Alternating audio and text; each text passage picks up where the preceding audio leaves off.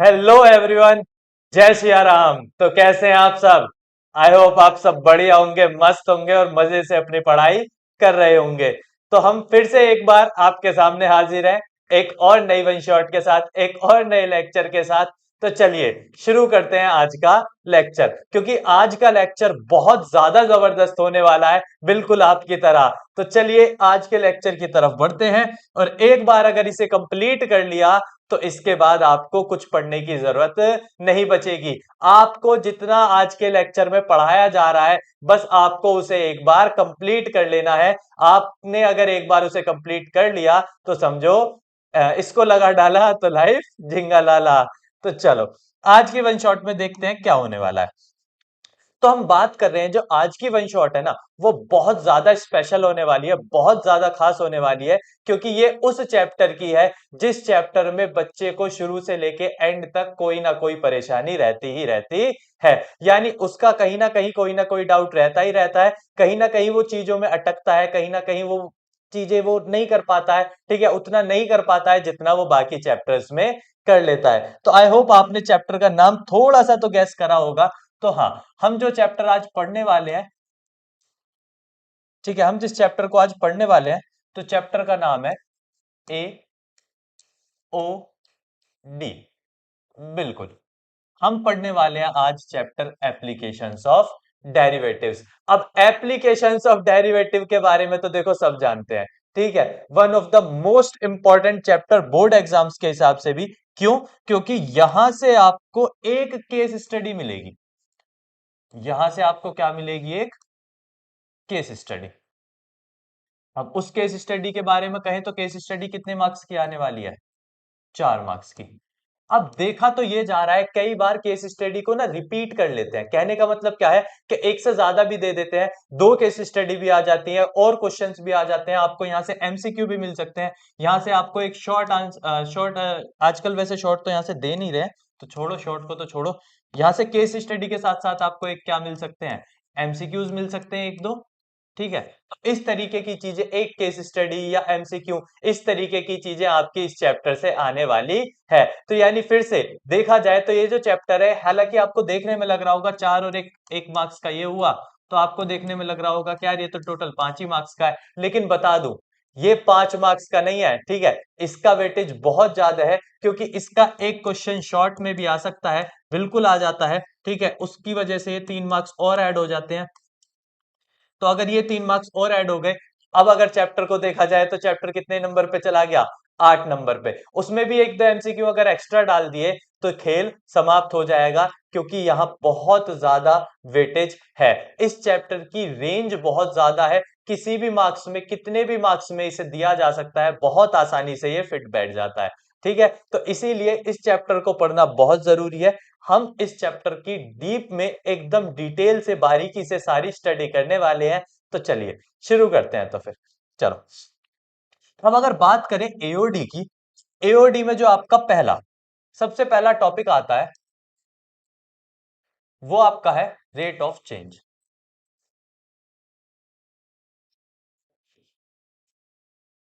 सबसे पहला टॉपिक आपका क्या आता है? Rate of change. अब रेट ऑफ चेंज से भी देखा जा रहा है बहुत ज्यादा एक शॉर्ट क्वेश्चन बन रहा है, यानी एक शॉर्ट क्वेश्चन आपका रेट ऑफ चेंज से बहुत ज्यादा आ रहा है। तो जल्दी से एक बार समझ लेते हैं आखिरकार रेट ऑफ चेंज क्या होता है। तो रेट ऑफ चेंज होता है किसी भी चीज में change, change in any function. Function नहीं कहना चाहते तो आप कह सकते हो चेंज इन एनी केस। यानी किसी भी चीज में, किसी भी चीज में कोई भी जब आप चेंज करते हो ना, कोई भी जब आप चेंज करते हो, ठीक है, तो उसी को कहा जाता है रेट ऑफ चेंज। मैं कहना क्या चाहता हूं जरा यहां समझो आप। देखो, सपोज मैंने एक फिगर ली, ठीक है, तो इस फिगर को जरा ध्यान से देखना। अब मैंने एक फिगर ली, इस फिगर को मैंने ऐसे करके बनाया और इसे एक पॉइंट पे रोक लिया। तो आपको दिखाई दे रहा है ये जो फिगर है, ये कौन है? ये क्या है? कौन है? क्या है ये? एक कौन। अब अगर ये एक कौन है, अब अगर ये एक कौन है, तो क्या मैं इस कोण को छोटा बड़ा नहीं कर सकता?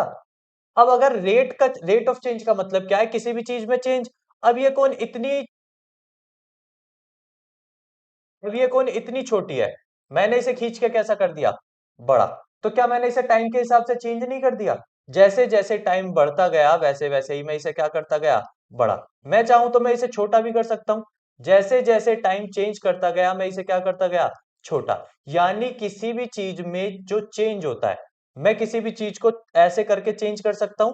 ठीक है, अब अगर चेंज हो रहा है तो देखो एक चीज और समझो, आप जब यहां है, इसकी रेडियस कम है, यहां है तो इसकी रेडियस ज्यादा है, तो यानी अगर किसी फिगर में चेंज हो रहा है तो उसकी रेडियस, हाइट, स्लैंट हाइट, हर एक चीज में चेंज हो रहा है। यहां देखोगे तो हाइट बहुत कम है, यहां देखोगे तो हाइट बहुत ज्यादा है। तो यानी कहने का मतलब है किसी भी चीज का किसी भी रेस्पेक्ट में किसी भी चीज को हम किसी भी एक चीज के रेस्पेक्ट में जब चेंज करते हैं, उसी को हम कहते हैं रेट ऑफ चेंज। अब ये रेट ऑफ चेंज आप फाइंड कैसे करते हैं? तो ये रेट ऑफ चेंज, अच्छा अभी सिलेक्टेड ही है, ओह।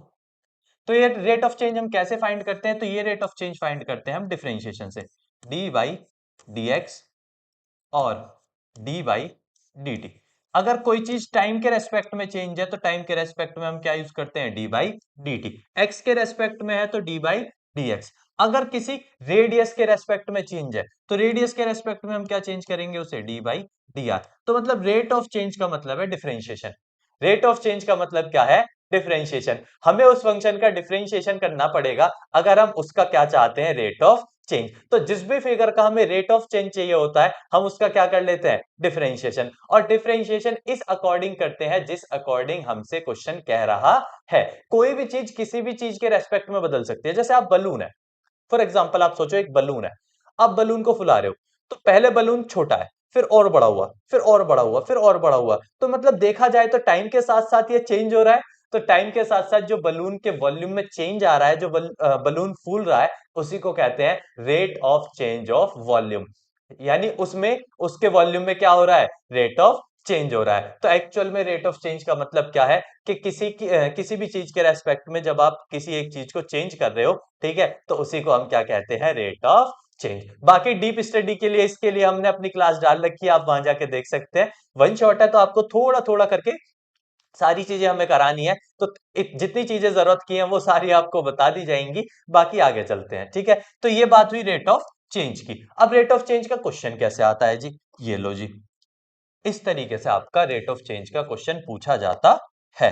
तो चलो एक बार मैं और आप मिलकर एक बार क्वेश्चन को पढ़ लेते हैं।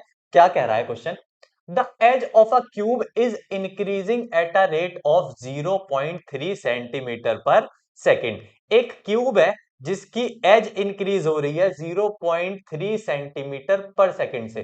तो देखो उसकी एज इंक्रीज हो रही है, उसकी एज बढ़ रही है, यानी उसकी एज में चेंज हो रहा है। तो चेंज हो रहा है तो इसका मतलब ये जो दिया है ये आपको क्या दिया है, डिफरेंशिएशन दिया है। ये आपको क्या दिया है, differentiation.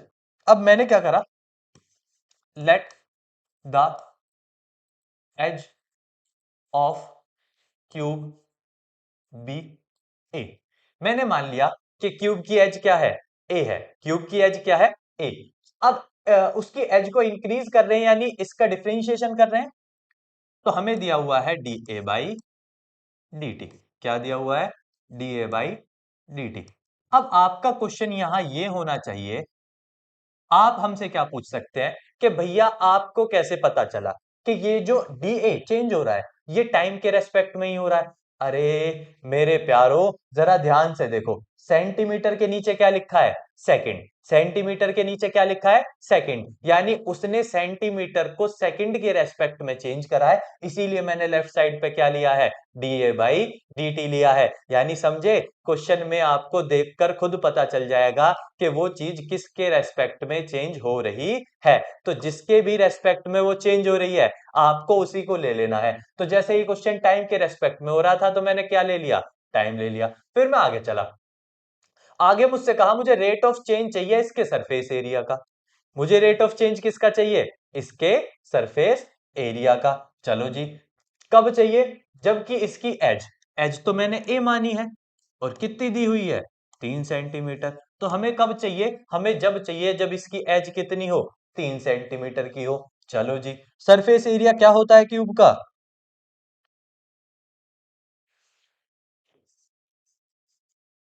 Surface area of cube क्या होता है जी? तो जी हमें पता चला, तो जो क्यूब होती है क्योंकि उसकी सारी साइड्स बराबर होती हैं तो उसका सरफेस एरिया यानी टोटल सरफेस एरिया होता है 6a²। तो हमें पता चला कि जो क्यूब होती है वो ऐसी फिगर है जिसकी सारी साइड्स इक्वल है। अब उसकी सारी साइड्स इक्वल होने का मतलब है कि उसका सरफेस एरिया क्या हो जाता है 6a²। हमें सरफेस एरिया का रेट ऑफ चेंज चाहिए, यानी हमें सरफेस एरिया का क्या चाहिए, डिफरेंशिएशन। अब क्वेश्चन में डिफरेंशिएशन जब टाइम के रेस्पेक्ट में चल रहा है तो मतलब सरफेस एरिया भी किसके हिसाब से चेंज होगा, टाइम के हिसाब से। किसी एक के रेस्पेक्ट में ही तो सारी चीजें होंगी। तो कहने का मतलब यही है कि जब हमें पता है पहले से कि क्वेश्चन में जो क्यूब है वो क्यूब की जो एज है वो टाइम के रेस्पेक्ट में चेंज हो रही है, तो उसका सरफेस एरिया भी किसके रेस्पेक्ट में चेंज होगा, टाइम के। तो इसका रेट ऑफ चेंज करने के लिए मुझे इसका डिफरेंशिएशन करना पड़ेगा किसके रेस्पेक्ट में, टाइम के रेस्पेक्ट में। तो मैं अगर इसका डिफरेंशिएशन सरफेस एरिया एस मान लेता हूं, इसका डिफरेंशिएशन टाइम के रेस्पेक्ट में करता हूं, तो 6 कांस्टेंट है, एज इट इज रहेगा। a², ए की पावर है, पावर बाहर आ जाएगी और एक पावर कम हो जाएगी। फिर मैं ए का कर सकता हूं टी के रेस्पेक्ट में, तो ए का टी के रेस्पेक्ट में हो जाएगा dA/dt। अब बहुत से बच्चे जल्दबाजी में इसको लिखते ही नहीं है। अरे ध्यान तो दो, आपकी एज ए के रेस्पेक्ट ए है और आप किसके रेस्पेक्ट में कर रहे हो, टी के, तो आपको dA/dt छोड़ना पड़ेगा। जैसे आप y का करते थे x के रेस्पेक्ट में तो क्या लिखते थे, dy/dx लिखते थे ना। तो अगर आप y का x के रेस्पेक्ट में करके dy/dx लिखते हैं तो आपको a का t के रेस्पेक्ट में करके भी dA/dt लिखना पड़ेगा। तो यानी यहाँ dA/dt जरूर बचेगा, तो dA/dt बच गया। अब जो जो चीजें आपको पता है वो पुट कर लो। 6 इंटू 2 इंटू ए की वैल्यू जी क्वेश्चन में कितनी दी हुई थी, 3, और dA/dt की कितनी दी है, 0.3। तो ये तो जी 3 दी है और ये दी है 0.3। अब इसे कैलकुलेट कर लें। कैलकुलेट करने के लिए 6 2 जा 12, 12 3 जा 36, 36 की 3 में करनी है आपको, तो 36 की 3 में यानी 108 हो जाएगा।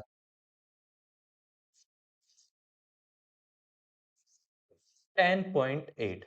अब सरफेस एरिया होता है सेंटीमीटर स्क्वायर, सरफेस एरिया क्या होता है, सेंटीमीटर स्क्वायर, और टाइम क्या होता है, सेकंड। टाइम किस में होता है, सेकंड में। तो इसका आंसर हो जाएगा 10.8 सेंटीमीटर स्क्वायर पर सेकंड। तो rate of change of surface area कितना आ जाएगा, तो rate of change of surface area आ जाएगा 10.8 सेंटीमीटर स्क्वायर पर सेकंड। ठीक है। अब अगर यहाँ कोई कैलकुलेशन में देख लेना, वैसे आई होप मैंने सही की हो, लेकिन अगर फिर भी कोई कैलकुलेशन में दिक्कत रह जाती है तो आप उसे ठीक कर लें। इस तरीके से आप रेट ऑफ चेंज के क्वेश्चन को कर सकते हैं। तो आई होप आपको ये रेट ऑफ चेंज समझ आया होगा अभी तक कि हम कैसे कर रहे हैं। ठीक है, तो जिसका भी रेट ऑफ चेंज मांगा है हमें उसका डिफरेंशिएशन करना है, हम उसका डिफरेंशिएशन कर रहे हैं बस। उसके अलावा हम देख रहे हैं कि हमारे पास क्या क्या चीजें गिवन है। ठीक है, सही है। चलें आगे, चलिए आगे बढ़ते हैं। आगे बढ़ के देखते हैं आखिर रेट ऑफ चेंज में और कैसे क्वेश्चन पूछे जाते हैं और किस तरीके से क्वेश्चन को दिया जाता है। तो नेक्स्ट क्वेश्चन देखें, तो the volume of a sphere is increasing at the rate of 3 centimetre cube पर सेकंड। तो मतलब यहां इंक्रीज हो रहा है कौन, वॉल्यूम। तो यानी वॉल्यूम का डिफरेंशिएशन दिया हुआ है, तो वॉल्यूम का डिफरेंशिएशन कितना दिया हुआ है, तो आप कहेंगे जी dV/dt जो दिया हुआ है वो दिया हुआ है 3 सेंटीमीटर क्यूब पर सेकंड। अब एक चीज याद रखना, अगर ये आपको ना पता चले ना कि ये वैल्यू किसकी है, तो इसकी यूनिट देखो, सेंटीमीटर पे क्या लगा हुआ है, क्यूब, और क्यूब हमेशा वॉल्यूम की ही यूनिट होती है। तो अगर सेंटीमीटर क्यूब दिया हुआ है तो वैसे भी समझ जाना कि एक्चुअल में क्या दिया है, वॉल्यूम। वैसे क्वेश्चन ने लिखा है कि वॉल्यूम को इंक्रीज कर रहा है। फिर क्या कहता है, find the rate of increase, यानी रेट ऑफ चेंज ही कहो, rate of change in its surface area. हमसे इसके सरफेस एरिया का रेट ऑफ चेंज मांगा है, यानी सरफेस एरिया का डिफरेंशिएशन मांगा है। तो मैं सरफेस एरिया देख लेता हूं क्या होता है, तो होता है surface area, surface surface area of sphere, figure sphere है ना, तो total surface area of sphere होता है 4πr²। क्या होता है, 4πr²। मुझसे इसका डिफरेंशिएशन मांगा है, rate of change of surface area मांगा है, तो मैं इसका डिफरेंशिएशन कर लूंगा। बट मैं क्वेश्चन को आगे पढ़ता हूं कि रेडियस कितनी दी हुई थी, 2 सेंटीमीटर। मैंने रेडियस को r मान लिया, स्मॉल r, तो मेरी रेडियस कितनी दी हुई थी? 2 सेंटीमीटर। मतलब मेरी रेडियस नहीं, क्वेश्चन में रेडियस कितनी दी हुई है, तो क्वेश्चन में रेडियस दी हुई है 2 सेंटीमीटर, मेरी रेडियस नहीं है। ठीक है, ठीक है, तो रेडियस कितनी दी हुई है? 2 सेंटीमीटर। अब देखते हैं जरा, अब आपको यहाँ वॉल्यूम दिया हुआ है, आपको यहाँ क्या दिया हुआ है? वॉल्यूम। तो जानते हो आप वॉल्यूम का फॉर्मूला क्या होता है? v जो है वो वॉल्यूम है ना, तो वॉल्यूम का फॉर्मूला क्या होता है स्फीयर में? तो वॉल्यूम का फॉर्मूला होता है 4/3 पाई r क्यूब। अब वॉल्यूम का फॉर्मूला होता है तो रख लो ना फॉर्मूले को। अब 4/3 पाई तो कांस्टेंट है, बाहर आ जाएंगे, तो dt हो जाएगा किसका? आर क्यूब का। तो यानी यहाँ डिफरेंशिएशन किसका हो जाएगा? आर क्यूब का। तो आर क्यूब का अगर हम डिफरेंशिएशन करेंगे तो ये बनेगा 3r² dr/dt। कैसे बना? पहले पावर का किया, पावर बाहर आ गई, पावर बाहर आ गई तो एक पावर कम हो गई, तो फिर r का t के रेस्पेक्ट में dr/dt। अब ये 3 से 3 कट गया, बाकी 4πr² नीचे चला गया, तो मैं कह सकता हूं कि dr/dt की वैल्यू क्या हो गई? तो dr/dt की वैल्यू हो गई 3/4πr²। अब मैंने ये वैल्यू क्यों निकाली? क्यों निकाली जरा बता देते हैं। क्योंकि हमें सरफेस एरिया का डिफरेंशिएशन करना है, यानी रेट ऑफ चेंज जो करना है हमें किस में करना है? सरफेस एरिया में। तो मतलब मुझे सरफेस एरिया ऑफ स्फीयर का डिफरेंशिएशन करना है। तो अगर मुझे इसका डिफरेंशिएशन करना है तो चलो मैं डिफरेंशिएशन कर लेता हूं ds/dt। तो अगर मैं ds बाई डी टी करता हूं तो 4 पाई तो कांस्टेंट है, आर स्क्वायर में पावर का करेंगे, पावर बाहर आ जाएगी, एक पावर कम हो जाएगी, फिर आर का करेंगे और हम टी के रेस्पेक्ट में कर रहे हैं तो बच जाएगा dr बाई डी टी। अब मुझे अगर ds बाई डी टी चाहिए तो मुझे किसकी वैल्यू चाहिए थी? dr by D T. और dr बाई डी टी की वैल्यू मुझे दी हुई नहीं थी, मुझे दी हुई नहीं थी, इसीलिए मैंने वॉल्यूम वाली जो वैल्यू दी थी ना, उसमें वॉल्यूम का फॉर्मूला लगा के किसकी वैल्यू निकाली? dr बाई dt की। अब ये वैल्यू मैं वहां पुट कर सकता हूं, इसीलिए मैंने पहले वॉल्यूम को सॉल्व करा ताकि मुझे क्या मिल जाए? dr by dt। तो आपको जो जो वैल्यू चाहिए वो लेनी तो पड़ेंगी ना, तो लेनी पड़ेंगी तो मैं सॉल्व तो करना पड़ेगा, वरना इसमें तेरा घर भी जाएगा। चलो अब देख लेते हैं क्या कट रहा है। 4 पाई एक आर से, एक आर कट रहा है, आर की वैल्यू क्वेश्चन में 2 दी हुई है, तो आप 2 × 3 अपॉन r की वैल्यू 2 पुट करेंगे तो 2 से 2 कट जाएगा, तो ये हो गया 3। अब क्योंकि सरफेस एरिया है तो सेंटीमीटर स्क्वायर में रहेगा, टाइम है तो सेकंड में रहेगा, तो ये हो गया 3 सेंटीमीटर स्क्वायर पर सेकंड। तो यानी आपका इसका आंसर क्या हो जाएगा? तो आपके इसके सरफेस एरिया ऑफ स्फीयर का जो रेट ऑफ चेंज होगा वो कितना आएगा? 3 सेंटीमीटर स्क्वायर पर सेकंड आएगा। ठीक है, इतनी कहानी सही है, एकदम सही है, जबरदस्त। तो चलो इसका मतलब हम और थोड़ा सा सीख गए, और सीख गए तो चलो थोड़ा सा और आगे चलते हैं, आगे चल के देखते हैं क्या है। अब ये one of the most important question है इसका, इसका बहुत जबरदस्त सवाल है, बहुत बढ़िया। अब क्या कह रहा है? लेंथ अगर x है और वो डिक्रीज हो रही है किसी रेट से, तो मतलब जो x लेंथ है वो डिक्रीज हो रही है, कोई दिक्कत नहीं है। x लेंथ डिक्रीज हो रही है यानी dx/dt, भाई x लेंथ चेंज हो रही है, और डिक्रीज के लिए माइनस लगाते हैं, डिक्रीज के लिए क्या लगाते हैं हम? माइनस। तो डिक्रीज हो रही है तो -5 सेंटीमीटर पर सेकंड दी हुई है। एंड विड्थ y, एक रेक्टेंगल है जिसकी विड्थ y जो है वो इंक्रीज हो रही है, तो मतलब जो y का जो चेंज है वो पॉजिटिव है, पॉजिटिव, और वो कितना है? 4 सेंटीमीटर पर मिनट है, कोई बात नहीं, ठीक है। फिर हमसे क्या कह रहा है? अगर x की वैल्यू 8 हो जाए, समझ गया, और y की वैल्यू 6 हो जाए, ये भी समझ गया, तो कह रहा है find the rate of change. अब रेट ऑफ चेंज किस में मांगा है सबसे पहले? तो सबसे पहले मांगा है पेरीमीटर में, पहले किस में मांगा है? पेरीमीटर। पेरीमीटर ऑफ रेक्टेंगल होता है 2l+b यानी x+y। तो पेरीमीटर ऑफ रेक्टेंगल क्या हो जाएगा?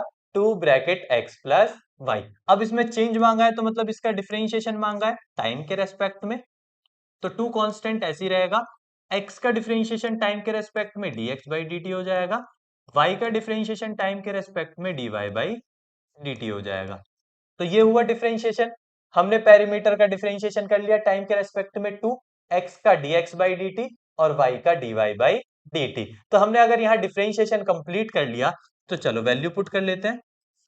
dx बाई dt की वैल्यू -5 है और dy बाई dt की +4, तो ये -5 + 4। जब आप इसे पूरी तरीके से कैलकुलेट करेंगे तो ये -2 बचेगा। और पेरीमीटर क्योंकि सेंटीमीटर में होता है और टाइम किस में होता है, मिनट में। मतलब पेरीमीटर भी डिक्रीज हो रहा है, क्योंकि पेरीमीटर पे भी नेगेटिव आ रहा है, तो मतलब पेरीमीटर भी क्या हो रहा है, डिक्रीज हो रहा है। तो डिक्रीज हो रहा है तो वो किस रेट से डिक्रीज हो रहा है, -2 सेंटीमीटर पर मिनट की रेट से डिक्रीज हो रहा है। तो आई होप इतना समझ आई गया होगा आपको। अब सेकेंड पार्ट में हमसे रेट ऑफ चेंज मांगा है एरिया का।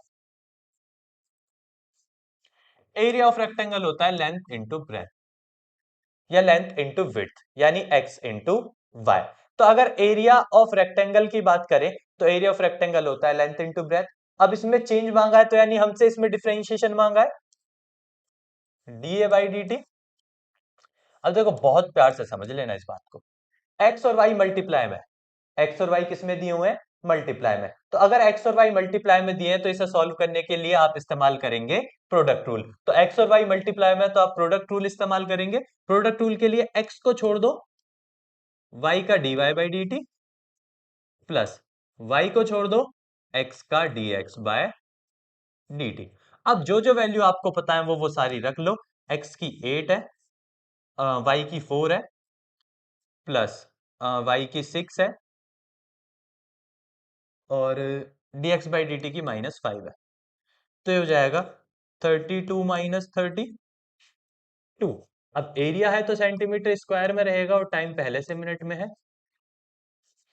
इसे कहेंगे rate of change of area कितना आ जाएगा, 2 सेंटीमीटर स्क्वायर पर मिनट। तो यानी rate of change of area कितना हो जाएगा, 2 सेंटीमीटर स्क्वायर पर मिनट। आई होप अब तक की कहानी आपको समझ आई होगी। ठीक है, बढ़िया तरीके से समझ आई। चलो, तो अगर इतनी कहानी आपको समझ आ गई तो चलो आगे बढ़ते हैं जरा। आगे चल के देखते हैं और क्या है।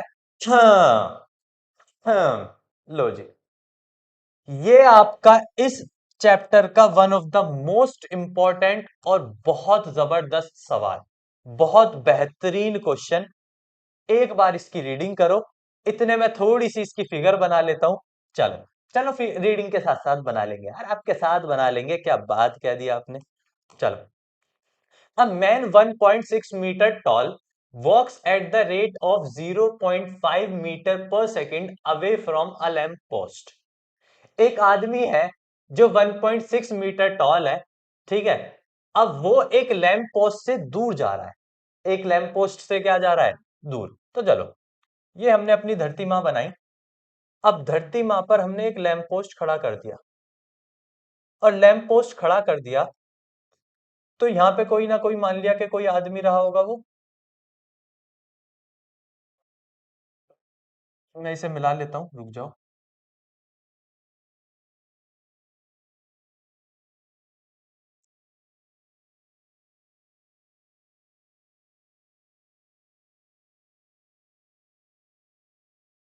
चलो, मैंने मान लिया ये रहा 1.6 मीटर का टॉल लड़का। अब ये लड़का लैंप पोस्ट से दूर जा रहा है, मतलब इधर जा रहा है। अगर ये लैंप पोस्ट से दूर जा रहा है तो मतलब उधर जा रहा है। अब जबकि लैंप पोस्ट जो है वो 8 मीटर हाई है, तो मतलब लैंप पोस्ट की ऊंचाई कितनी है, 8 मीटर। अब मैंने ये x मान लिया, सपोज मैंने सपोज इसे क्या मान लिया, x। तो मेरी बात को ध्यान से समझना, जब ये लड़का यहां पे है तो उसके पीछे की दूरी कितनी है, x। तो वो अगर आगे बढ़ रहा है तो मतलब इसी x को चेंज कर रहा है ना। आप सोचो, कोई भी किसी रेट से आगे जा रहा होगा तो उसकी ये x वाली दूरी बढ़ती जा रही होगी, तो इसका मतलब रेट ऑफ चेंज किस में हो रहा होगा, x में हो रहा होगा, क्योंकि अब तक x है। लेकिन जैसे ही वो आगे चलना शुरू करेगा तो x बढ़ना शुरू हो जाएगा। तो x बढ़ना शुरू हो जाएगा तो इसका मतलब हम कह सकते हैं कि उसके x में चेंज आएगा। और क्वेश्चन में दिया हुआ है कि उसके x में, यानी जब वो दूर जा रहा है तो क्या चेंज है, 0.5 मीटर पर सेकंड। तो मतलब उसके x में dx बाई dt की अगर मैं बात करूं तो 0.5 मीटर पर सेकंड का उसमें चेंज है। चलो, इतनी बात हमें समझ आई।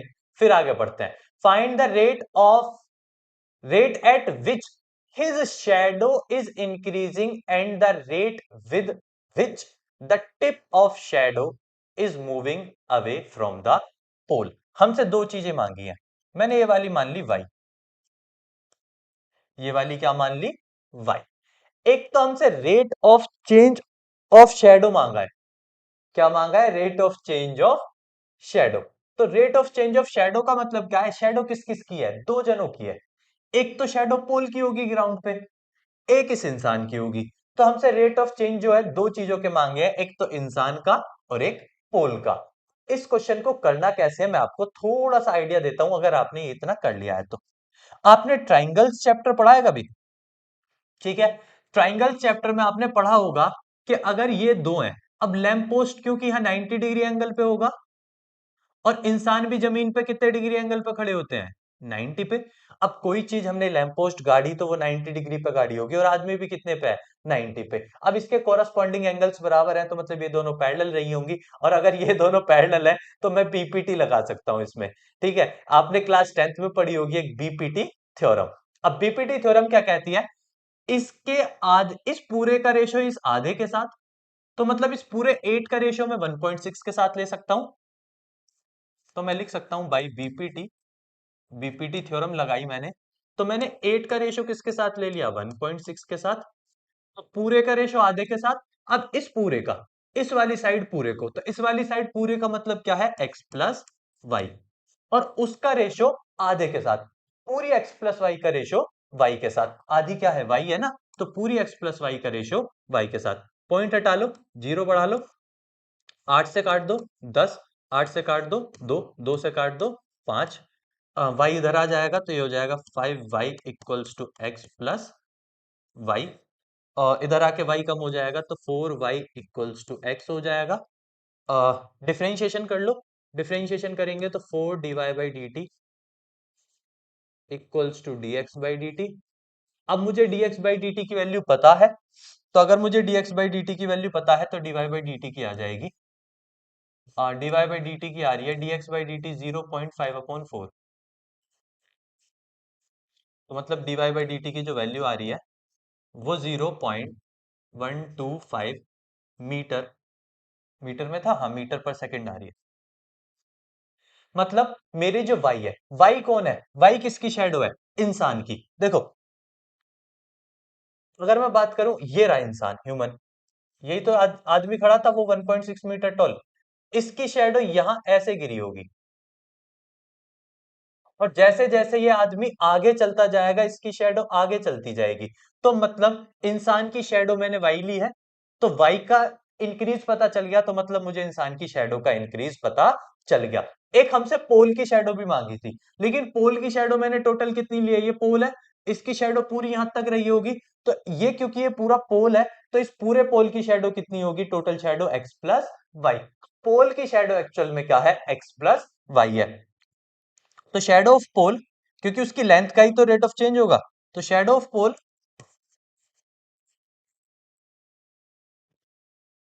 तो शेडो ऑफ पोल क्या होगा, एक्स प्लस वाई। तो अगर मुझे इसका शेडो ऑफ पोल का रेट चेंज चाहिए, तो मुझे इसका डिफरेंशिएशन चाहिए, तो मतलब इसका डिफरेंशिएशन करेंगे तो dx बाई dt हो जाएगा, और इधर y का करेंगे तो dy by dt।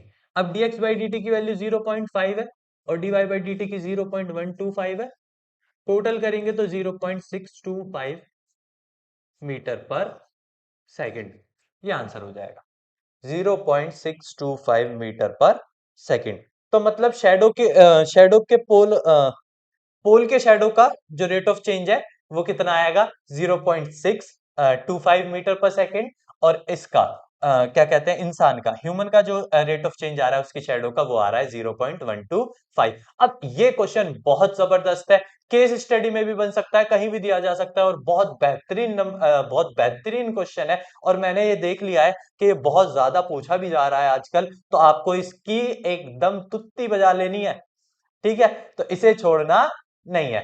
I hope आपको ये क्वेश्चन समझ आया होगा, ठीक है।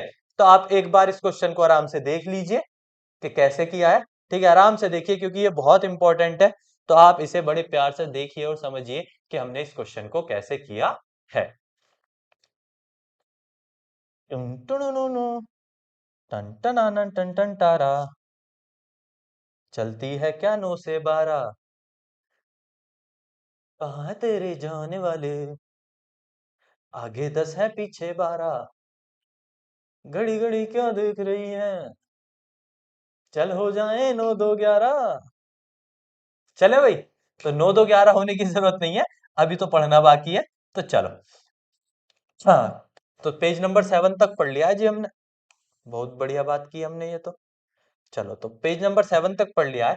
तो यानी हमने कंप्लीट किया रेट ऑफ चेंज। तो आई होप आपको रेट ऑफ चेंज पूरी तरीके से समझ आ गया होगा कि रेट ऑफ चेंज में कैसे कैसे क्वेश्चन होते हैं और हमें उन्हें कैसे कैसे करना है और क्या रेट ऑफ चेंज होता है। तो अगर आपको ये सारी चीजें समझ आ गई हैं, तो चलिए आगे बढ़ते हैं नेक्स्ट टॉपिक की तरफ। नेक्स्ट टॉपिक क्या है हमारा?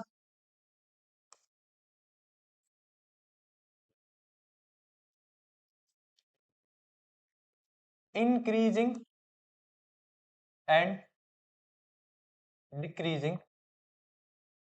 Functions. Increasing and decreasing functions. Functions का ये पता लगाना कि वो कहां इंक्रीजिंग है और कहां डिक्रीजिंग है। तो कैसे पता लगता है भैया, ये देखो। अब मान लो ये ऐसे आपको कोई फंक्शन दिया जाए। ऐसे आपको क्या दे दिया? कोई फंक्शन दे दिया। ठीक है, ये किसी फंक्शन का, मैंने किसी कर्व का किसी फंक्शन का ग्राफ बना लिया। ठीक है, किसी का भी ग्राफ हो सकता है, आई डोंट नो किसका होगा, बट ठीक है, रैंडमली बना लिया। ये पॉइंट ए मान लिया मैंने, ये पॉइंट बी मान लिया। तो अगर मैं बात करूं ए से बी तक, तो फंक्शन इंक्रीज भी हो रहा है, डिक्रीज भी हो रहा है, इंक्रीज भी हो रहा है। ठीक है, यानी फंक्शन डिफरेंट डिफरेंट जगह पे डिफरेंट बिहेव कर रहा है। ए से अगर बात करें यहां तक की, तो ये पहले इंक्रीज हुआ। फिर अगर इस पॉइंट से बात करें, तो इस पॉइंट से फंक्शन क्या हुआ? डिक्रीज हुआ। और अगर फिर इस पॉइंट से बात करें, तो इस पॉइंट से फंक्शन वापस से क्या हो गया? इंक्रीज हो गया। तो यानी फंक्शन इंक्रीज भी हो सकता है और डिक्रीज भी। और यही पता लगाना कि कोई फंक्शन कहाँ इंक्रीजिंग है कहाँ डिक्रीजिंग है, ये पता लगाना कि फंक्शन की वैल्यू जो है वो किस पॉइंट पर इंक्रीजिंग है और किस पॉइंट पर डिक्रीजिंग है, उसी को कहते हैं इंक्रीजिंग एंड डिक्रीजिंग फंक्शन। यानी डिफरेंट डिफरेंट फंक्शंस की ये पता लगाना कि उसकी वैल्यू कहाँ इंक्रीज है और कहाँ डिक्रीज। अब ग्राफिकल मेथड क्यों इस्तेमाल हम नहीं कर सकते? क्योंकि इक्वेशंस बहुत बड़ी बड़ी भी है। अब उन इक्वेशंस का हम ग्राफ ही नहीं बना पाए, तो बाई चांस आप सपोज करो हम उसका ग्राफ ही नहीं बना पाए, तो इसका मतलब अगर हम उसका ग्राफ सही तरीके से नहीं बना पाए, तो इसका मतलब हम ग्राफिकल मेथड इस्तेमाल नहीं कर सकते। इसीलिए हम इस्तेमाल करते हैं किसको? जिसका नाम है फर्स्ट ऑर्डर डेरिवेटिव टेस्ट। क्या इस्तेमाल करते हैं? First order derivative derivative test. हम फर्स्ट ऑर्डर डेरिवेटिव टेस्ट इस्तेमाल करते हैं ये पता लगाने के लिए कौन सा फंक्शन कहां इंक्रीजिंग होगा और कौन कहां डिक्रीजिंग। उसके लिए क्या करते हैं? हम फंक्शन का सबसे पहले क्या करते हैं? डिफरेंशिएशन। हम फंक्शन का क्या करते हैं? डिफरेंशिएशन। अब उस डिफरेंशिएशन की कंडीशन देखते हैं कि अगर हमारा डिफरेंशिएशन ग्रेटर देन 0 रहा, तो हमारा फंक्शन जो होगा वो कैसा फंक्शन होगा? वो इंक्रीजिंग फंक्शन होगा। कैसा फंक्शन होगा? Increasing function. ठीक है, उसके लिए x निकालना पड़ता है। Increasing function at any point x, any point x। उसी तरीके से अगर हमारा डिफरेंशिएशन लेस देन 0 हो जाए, तो हम कहेंगे कि वो कैसा फंक्शन है? वो डिक्रीजिंग फंक्शन है।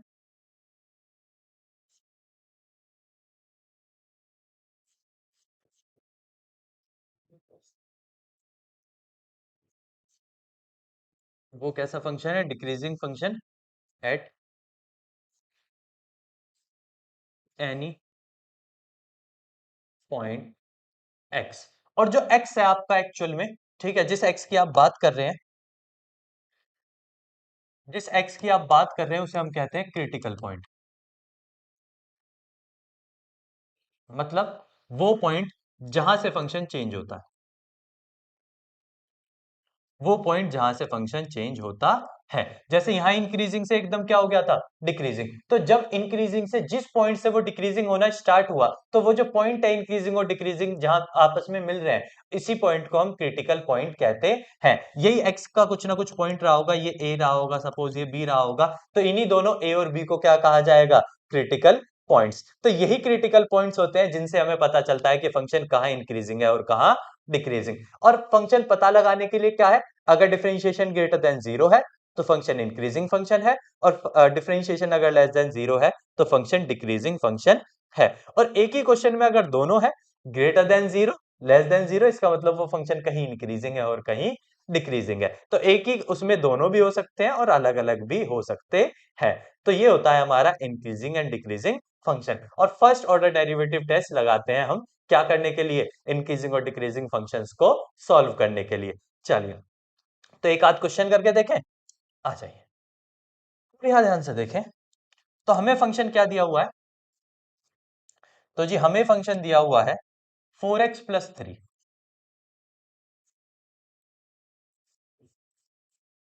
हमें क्या फंक्शन दिया हुआ है, 4x+3। अब अगर मैं बात करूं 4x+3 की, तो हमसे कह रहा है पता करो कि फंक्शन इंक्रीजिंग है या नहीं। तो अगर हमें यह पता करना है कि फंक्शन इंक्रीजिंग है या नहीं, तो हमें पहले फंक्शन का क्या करना पड़ेगा, डिफरेंशिएशन। सबसे पहला स्टेप जो होता है कि अगर हमें यह पता करना है कि फंक्शन इंक्रीजिंग है या नहीं है, डिक्रीजिंग है या नहीं है, तो सबसे पहला स्टेप होता है कि आप उस फंक्शन का डिफरेंशिएशन करो।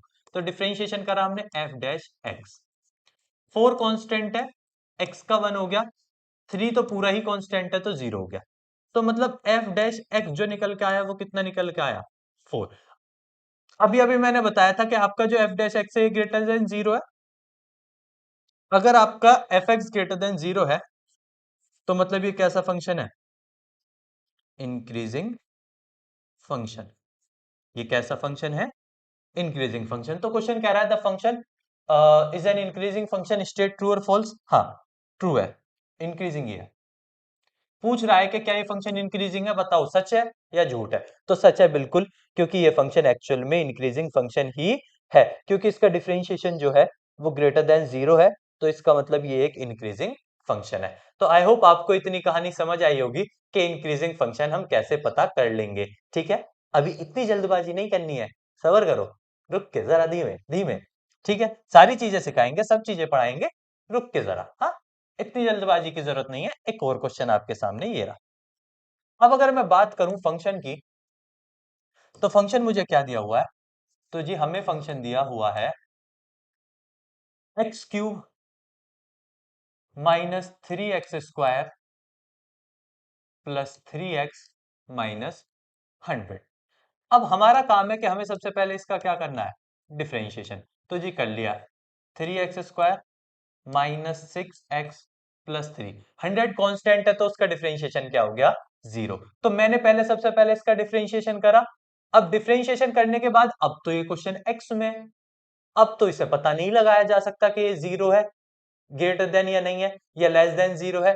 ठीक है, तो उसके लिए हमें क्या करना पड़ेगा, पहले x फाइंड करना पड़ेगा। पहले क्या फाइंड करना पड़ेगा, x। x फाइंड करने के लिए क्या तरीका होता है, तो x फाइंड करने का तरीका है कि पुट, अच्छा पहले इसमें से 3 कॉमन ले लो, क्योंकि इसमें से 3 कॉमन हो रहा है। तो 3 कॉमन हो रहा है तो 3 कॉमन ले लो, x² -2x+1। अब ये x² -2x+1 जो है, ये x -1 का होल स्क्वायर होता है। तो मतलब डिफरेंशिएशन जो आ रहा है वो आ रहा है 3 इंटू एक्स -1 का होल स्क्वायर। अब ये पता करने के लिए कि ये जो हमारा फंक्शन है ये इंक्रीजिंग है या डिक्रीजिंग है, तो मुझे x चाहिए। और उसके लिए मैं क्या करता हूं, put F dash X equals to 0। X निकालने के लिए मैं डिफरेंशिएशन को किसके बराबर रख लेता हूं, 0। तो मैं अगर इस डिफरेंशिएशन को 0 के बराबर रखता हूं, तो 3 उधर जाके 0 हो जाएगा। x -1 का होल स्क्वायर किसके बराबर आया, 0 के। तो यहां से x की वैल्यू निकाली, तो x की वैल्यू क्या आ गई, 1।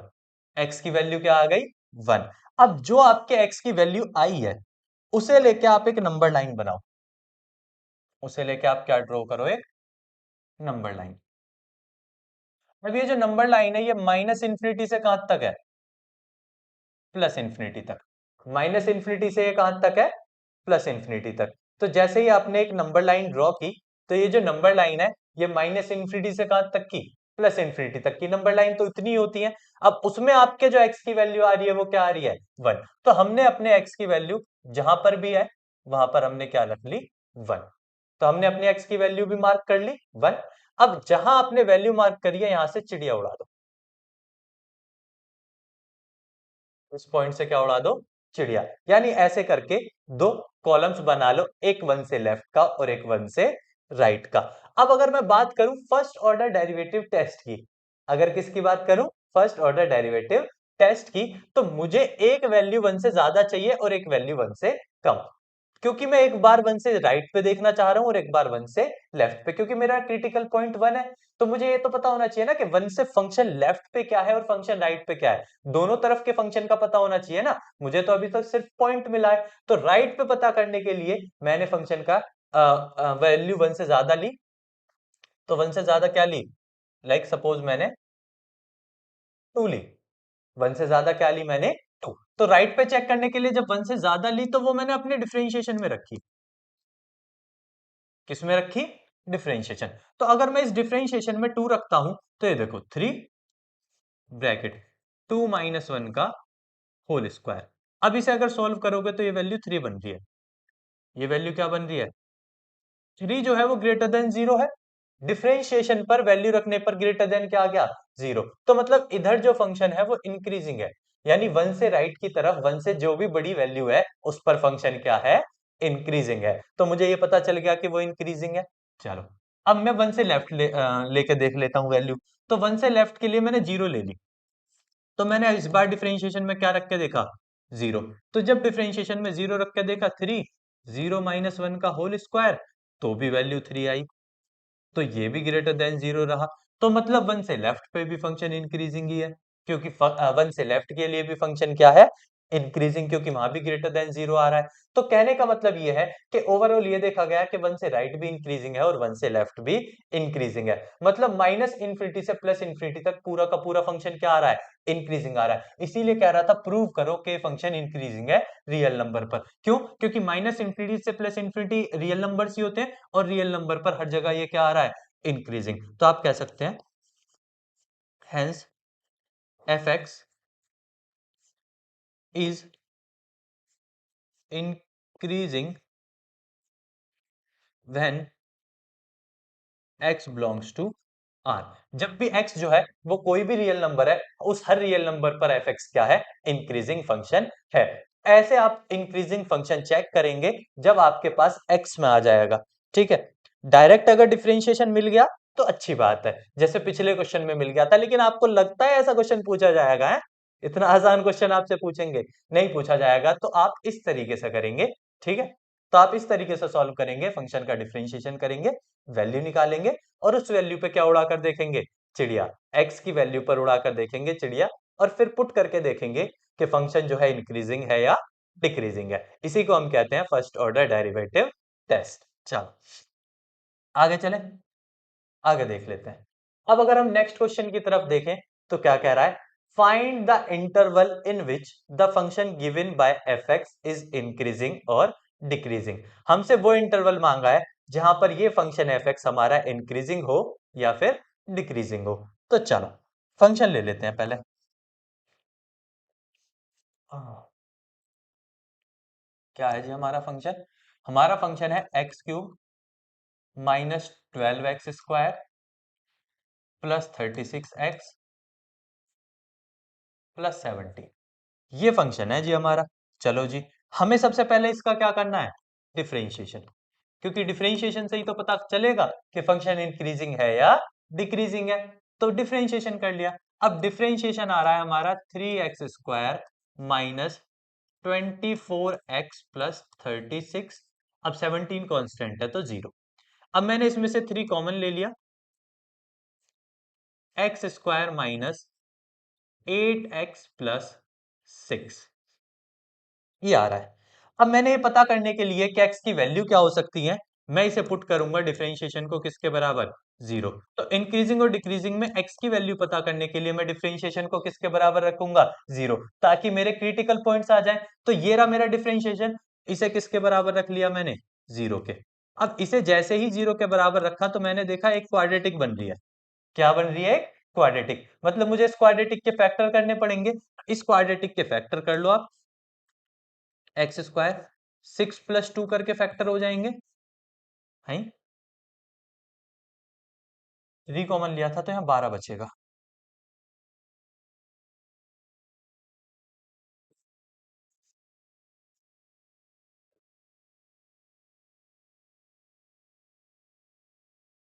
थ्री कॉमन लिया था तो यहाँ क्या बचेगा, 12। तो ये +12 हो जाएगा। ऐसे ही जब इस पूरे को सॉल्व करोगे तो x की दो वैल्यू आएंगी, एक 2 और एक 6। तो x की दो वैल्यू आएंगी क्वाड्रेटिक इक्वेशन को सॉल्व करके, एक वैल्यू 2 आएगी और एक वैल्यू 6। तो अब बारी है इन्हीं दोनों वैल्यू पे क्या उड़ाने की, चिड़िया। तो हमारी वैल्यू 2 है, तो इस बार चिड़िया 2 पॉइंटों से उड़ेगी, एक 2 से और एक 6 से। तो मैंने आराम से अपना ग्राफ ड्रॉ किया माइनस इंफिनिटी से प्लस इंफिनिटी तक का। अब माइनस इंफिनिटी से प्लस इंफिनिटी तक का ग्राफ बना लिया, तो उस पर 2 पॉइंट मार्क कर लिए, एक 0.2, एक 0.6, और इन्हीं दोनों से चिड़िया उड़ा दी। अब इस बार मेरे पास एक, दो, तीन, तीन जगहें चेक करने की। इस बार मेरे पास टोटल कितनी जगहें चेक करने के लिए, तीन। तो तीन जगहें, तो एक ये रही, एक ये रही और एक ये रही। तो चलो एक एक करके चेक करते हैं। तो एक बार मुझे वैल्यू 6 से बड़ी लेनी पड़ेगी। तो 6 से बड़ी मैंने क्या ले ली, 7। 6 से बड़ी वैल्यू मैंने क्या ले ली, 7। इस बार मैं डिफरेंशिएशन में रखूंगा 7। तो 7 रखूंगा तो यहां रखूंगा 3 एक्स स्क्वायर, यानी 7 का स्क्वायर, 7 का स्क्वायर -8 × 7 +12। इसे सॉल्व करा मैंने। अगर मैं इसे सॉल्व करता हूं तो देखता हूं 7 का स्क्वायर 49, 49 और 2 अगर जोड़ूंगा 51, 61, 61 में से 56 जाएंगे, 5, 5 3 जा 15 आ रहा है टोटल, जो कि ग्रेटर देन 0 है। इसका मतलब मेरा इधर तो फंक्शन इंक्रीजिंग है। अगर ग्रेटर देन 0 आ रहा है 6 से बड़े के लिए, तो मतलब फंक्शन क्या है, इंक्रीजिंग। अब मैं 2 और 6 के बीच में कोई पॉइंट लूंगा। तो 2 और 6 के बीच में मैंने कोई पॉइंट लिया डिफरेंशिएशन में रखने के लिए, एफ डैश में रखने के लिए। तो 2 से 6 के बीच क्या पॉइंट लोगे, कोई भी एक पॉइंट ले लो। तो 2 से 6 के बीच आप चाहो कोई भी एक पॉइंट ले सकते हो, आप जिस भी पॉइंट को चाहो। मैंने ले लिया 2 और 6 के बीच में 3। अगर 3 ले लिया तो 3, 3 का स्क्वायर -8 × 3 +12। इसे सॉल्व किया तो 3 का स्क्वायर 9, 12 और 9 21, 21 में से 24 जाएंगे तो -3 यानी -9 बन रहे हैं। -9 लेस देन 0 है तो मतलब फंक्शन डिक्रीजिंग है। मतलब फंक्शन क्या है, डिक्रीजिंग है। अब ऐसे ही एफ डैश, मैंने 2 से छोटा, 2 से छोटा 0 ले लिया। 0 लेने से क्या होता है, जल्दी आंसर आ जाता है 3, और अंदर सब 0 हो जाएगा तो सिर्फ 12 बचेगा। तो 12 तिया क्या आ गया, 36, जो कि ग्रेटर देन 0 है। ग्रेटर देन 0 है तो वैल्यू क्या है, पॉजिटिव। यानी मुझे पता चल गया कि जहां जहां प्लस आ रहा है वहां वहां तो मेरा फंक्शन इंक्रीजिंग है, लेकिन जहां जहां नेगेटिव आ रहा है वहां वहां मेरा फंक्शन क्या है, डिक्रीजिंग है। तो फंक्शन इंक्रीजिंग कहाँ कहाँ है,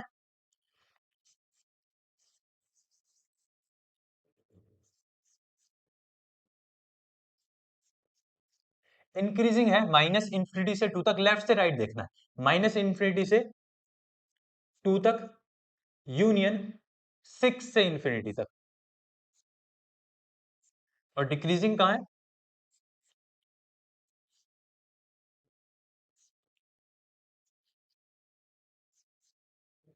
तो डिक्रीजिंग है 2 से 6 तक। कहाँ डिक्रीजिंग है, 2 से 6 तक। तो मतलब मुझे पता चल गया कि जो मेरा फंक्शन है वो कहाँ पे इंक्रीजिंग है और कहाँ पे डिक्रीजिंग। और यही कहा था उसने, इंटरवल फाइंड करो, वो इंटरवल फाइंड करो जहां पे फंक्शन इंक्रीजिंग हो और जहां पे फंक्शन डिक्रीजिंग हो। तो इस तरीके से आप क्वेश्चन को कर सकते हैं। आई होप आपको ये चीज समझ आई होगी कि हम क्वेश्चंस को कैसे कर सकते हैं, कैसे इंक्रीजिंग और डिक्रीजिंग फाइंड कर सकते हैं, कैसे इंक्रीजिंग और डिक्रीजिंग का पता लगा सकते हैं।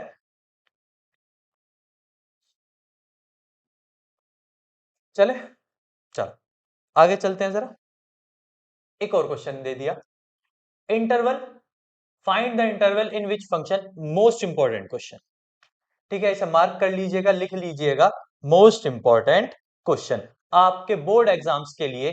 वन ऑफ, वैसे तो मैं सारे ही मोस्ट इंपॉर्टेंट ही करा रहा हूं आपको ऑलरेडी, लेकिन फिर भी ये मोस्ट इंपॉर्टेंट है, ठीक है, तो ध्यान रखना। क्या कहा है, find the interval in which function is increasing. अब फंक्शन क्या दिया हुआ है, sine x plus cos x, board exams में पहले भी बहुत ज्यादा बार आ चुका है और फिर आने के चांसेस इसके बराबर है। सबसे पहला काम क्या करेंगे, फंक्शन का डिफरेंशिएशन, तो फंक्शन का डिफरेंशिएशन करेंगे तो साइन एक्स का कॉस एक्स का माइनस साइन एक्स, ठीक है।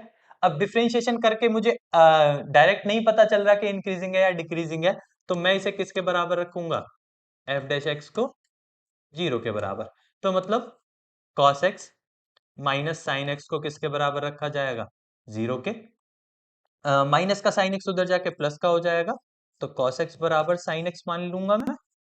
अब मैं cos x की मल्टीप्लाई में 1 ले सकता हूं क्योंकि उससे तो कोई फर्क पड़ता नहीं है। अगर मल्टीप्लाई में cos x है तो cos x 1 की मल्टीप्लाई में है तो उधर किस में जाएगा, डिवाइड में, तो ये sin x upon cos x होगा। अब cos x इधर उधर चला गया तो इधर तो 1 छोड़ गया ना अपना, तो sin अपॉन cos क्या होता है, tan x, tan x की वैल्यू 1। अब tan x की वैल्यू 1 कब कब होती है, tan x की वैल्यू 1 होती है पाई बाई 4 पर और 5 पाई बाई 4 पर। tan x की वैल्यू 1 कब कब होती है, मुझे 0 से 2 पाई तक देखना है था, तो 0 से 2 पाई तक का मतलब क्या है, मैं आपको यहां समझा देता हूं, बहुत बच्चों को ये बात नहीं पता होती कि 0 है और ये पाई बाई 2 है और ये पाई है और ये 3 पाई बाई 2 है और ये 2 पाई है। तो मतलब क्या है कि जब फंक्शन 0 से स्टार्ट होकर वापस पूरा 2 पाई तक आ जाएगा, जब तक ये वैल्यू 1 कहां कहां बनती है, तो ये वैल्यू 1 दो जगह बन जाती है, एक फर्स्ट क्वाड्रेंट में और एक थर्ड क्वाड्रेंट में। तो आपको दोनों वैल्यू लेनी पड़ेंगी क्योंकि एक चक्कर में ये कितनी बार बन रही है, 2 बार। यहां पे भी tan की वैल्यू 1 होती है और यहां पे भी tan की वैल्यू 1, तो ये एक ही चक्कर में 2 बार बन जाती है, तो आपको वो दोनों जगह लेनी पड़ेंगी जहां पे ये 1 बनती है। तो आपको डायरेक्ट ध्यान रखना है, याद रखना है कि x की वैल्यू कहां कहां 1 हो जाती है, एक पाई बाई 4 पे, एक 5 पाई बाई 4 पे। अगर आपको याद नहीं रहता तो आपको ये तो पता है ना कि पहली पाई बाई 4 पे होती है, इतना तो पता है ना कि जो पहली होती है वो कहां होती है, पाई बाई 4। अब दूसरी पूरा 180 डिग्री घूम रही है, तो अगर दूसरी पूरा 180 डिग्री घूम रही है तो दूसरी के लिए क्या, पाई को ऐड कर लो किसमें, पाई बाई 4 में, तो आपको पता चल जाएगी कि दूसरी बनती है 5 पाई बाई 4। ऐसे भी पता कर सकते हो। बाकी मेरा तो यही मानना है कि अगर आपको ऐसे नहीं याद रह रहा है, ठीक है, आपको ऐसे नहीं समझ आ रही बात, क्योंकि बहुत से बच्चों ने 11th उतने अच्छे से पढ़ी नहीं होती, 11th में थोड़ा सा मस्ती मजाक किए होते हैं ना, तो लग गई अब, ठीक है। तो 11th में नहीं पढ़ा होता तो उन्हें नहीं पता है कि कैसे चेंज हो रहा है, बट हाँ आप याद भी रख सकते हैं, ऐसे कोई जनरली कोई बात ही नहीं है। अब दो जगह चिड़िया उड़ रही है हमारी, एक पाई बाई 4 पर, एक 5 पाई बाई 4 पर, तो माइनस इंफिनिटी और प्लस इंफिनिटी, एक उड़ रही है आपकी पाई बाई 4 पर, एक उड़ रही है आपकी 5 पाई बाई 4 पर, चिड़िया उड़ा लो। चिड़िया उड़ाओगे तो एक वैल्यू 5 पाई बाई 4 से बड़ी लेनी पड़ेगी डिफरेंशिएशन के लिए, और एक वैल्यू पाई बाई 4 और 5 पाई बाई 4 के बीच में लेनी पड़ेगी, और एक वैल्यू पाई बाई 4 से कम लेनी पड़ेगी। तो आप इस तरीके से क्वेश्चन को कर सकते हैं। पाई बाई 4 और 5 पाई बाई 4 के बीच में अगर कोई वैल्यू लेंगे आप डिफरेंशिएशन में, 5 पाई बाई 4 से बड़ी ले लो, जैसे 5 पाई बाई 4 से बड़ी है 6 पाई बाई 4, एक मिनट, 5 पाई बाई 4 से बड़ी तो एक और भी आएगी ना, 2 पाई, तो 2 पाई ले लो आप बड़ी, क्या ले लो, 2 पाई। तो डिफरेंशिएशन में 2 पाई रखेंगे तो ये cos 2 पाई माइनस sin 2 पाई, तो ये पॉजिटिव आ रही है, 1 आ रही है, 1 आ रही है तो ग्रेटर देन 0 आ गई। एक पाई बाई 4 और उसके बीच में रखेंगे 90, तो cos 90 माइनस sin 90, तो cos 90 0, sin 90 1, तो ये माइनस 1 आ रही है।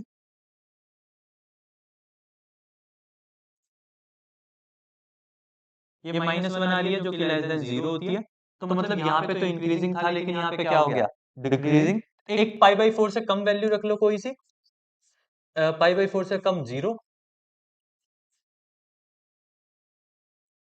ये वैल्यू 1 बन रही है जो कि ग्रेटर देन 0 है, तो ये पॉजिटिव है। तो मतलब मुझे पता चल गया कि फंक्शन मेरा कहाँ इंक्रीजिंग है और कहाँ डिक्रीजिंग है। तो मतलब मैं इस बात को लिख सकता हूं, इंक्रीजिंग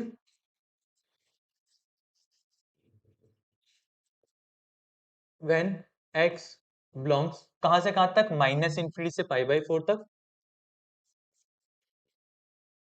पाई बाई 4 तक, यूनियन 5 पाई बाई 4 से इंफिनिटी तक। उसी के साथ मैं लिख सकता हूं डिक्रीजिंग